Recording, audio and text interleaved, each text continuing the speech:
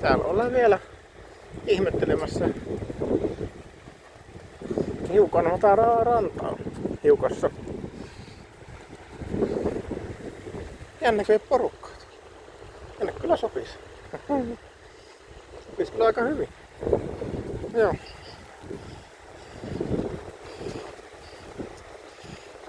Mutta Suomen ensimmäinen siitepölyinen kesäpäivä.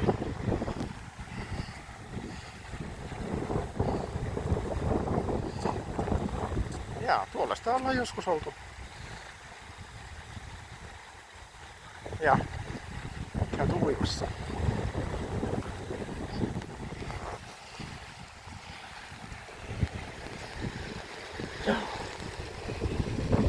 Erikoisuus on aina kivaa.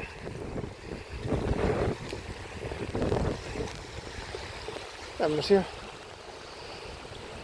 asioita, ilmiöitä. Ja täällä olisi kävelijöitä, eikö pyöräilijöitä.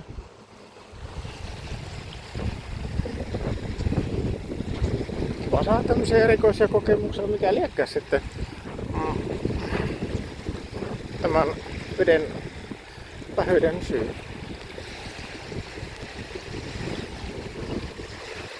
Mutta sinänsä kyllä tietenkin järvikin on ihan rauhoittava. Vaikka on se kyllä aika paljon sitten myöskin niin, että kun on paljon merta saanut, niin järvi ei sitten niin tunnu miltään.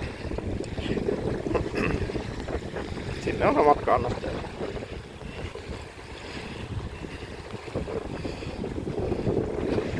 No toki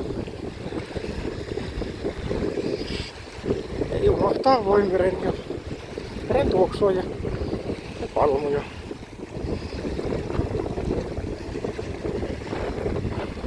Joo. Saa nähdä. Milloin siinä usein niin paljon, että olisi entisöity järvi sitten. Mutta ei kai se, käyhän tämä näinkin. Ja hirveästi tänne sopii ihmisiä sitten kesällä. Siis nyt vaikka on kesä.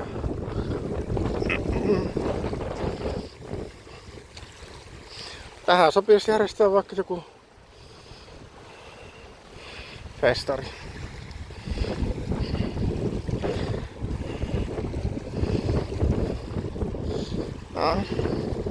Musta kutsuu Caminara Playa.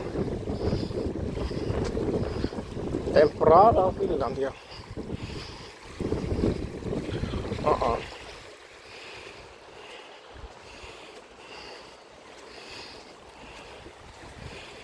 Joo. Tämmönhän se kuuluisi vesirajana olla. Nyt sen kuuluisi olla vaan tuonne 150 metriä tuolla rannempana.